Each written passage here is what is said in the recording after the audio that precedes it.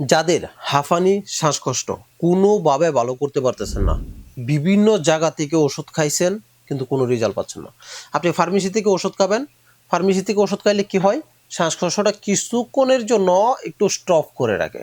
যখন ওই মেডিসিনের অ্যাকশনটা চলে যায় তখন আবার দেখা দেয়। শ্বাসকষ্ট এক অ্যালার্জি থেকে হয়, দ্বিতীয়ত হচ্ছে আপনার ঠান্ডা থেকে হয়। তা অ্যালার্জি থেকে যে শ্বাসকষ্টগুলি হয় এগুলির জন্য আপনাকে কী ধরনের ওষুধ খাইতে হবে?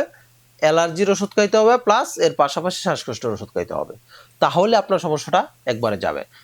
এখন দেখা যাচ্ছে কি, ফার্মেসিতে গেলে কি হয়, আপনার শ্বাসকষ্টের ওষুধ দেয়, অ্যালার্জির ওষুধ দেয় না, আবার অ্যালার্জির ওষুধ আনলে শ্বাসকষ্টের ওষুধ হয় না।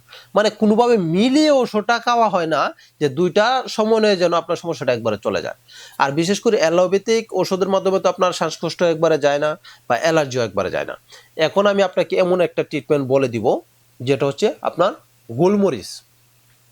গোলমরিচ কিন্তু প্রত্যেকের বাড়িতেই থাকে, প্রত্যেকের বাড়িতেই থাকে।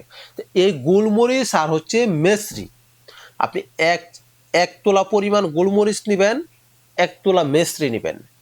গোলমরিচটাকে পাউডার করে এক তোলা মেসরির সাথে অ্যাডজাস্ট করবেন, অ্যাডজাস্ট করে এখান থেকে আপনি হাতের তালুর মধ্যে নিয়ে হাতের তালু থেকে চেটে চেটে খাবেন। আপনি খাওয়ার সাথে সাথে মনে করেন আপনার এখন শ্বাসকষ্ট আছে, আপনি খাবেন সাথে সাথে দেখবেন যে আপনার শ্বাসকষ্ট কমতেছে। এটা এই রেসিপিটা যদি আপনি এবার তৈরি করে খান তাহলে কি হবে, আস্তে আস্তে আপনার যে ফুসফুসটা আছে, যে শ্বাস প্রশ্বাসের যে নালীগুলি এগুলি ক্লিয়ার হবে। যদি এতে যদি কফ থাকে কফটাও আস্তে আস্তে ক্লিয়ার হবে, আপনার শ্বাসনালীটা সম্পূর্ণ ক্লিয়ার করবে। হ্যাঁ, যদি আপনার অ্যালার্জিজনিত শ্বাসকষ্ট হয় তাহলে কি করতে হবে, আপনাকে সাথে অ্যালার্জির ওষুধ খাইতে হবে। যদি অ্যালার্জির ওষুধের সাথে খান তাহলে কি হবে, আপনার শ্বাসকষ্টটা একবারে চলে যাবে, একবারে চিরতরে নির্মূল হয়ে যাবে। তা আপনি এই এক তোলা গোলমরিচের পাউডার, এক তোলা মিষ্টি পাউডার, দুইটাকে একসাথে করে হাতের তালু থেকে চেটে চেটে খাবেন। পুরোটা একবারে খাবেন না, অল্প অল্প নিয়ে নিয়ে সারাদিনে কয়েকবার খাবেন, তাহলে দেখবেন যে আপনার শ্বাসকষ্টটা আপনি যদি কিছুদিন খান তাহলে একবারে চলে যাবে ইনশাআল্লাহ। অবশ্যই ফ্রেন্ডস, এই ধরনের নিত্য নতুন ভিডিও পেতে অবশ্যই ফেসবুক ফলো দিয়ে রাখুন, আর অবশ্যই ভিডিওটা একটু শেয়ার করে দিন, অন্যদেরকেও জানার সুযোগ করে দিন।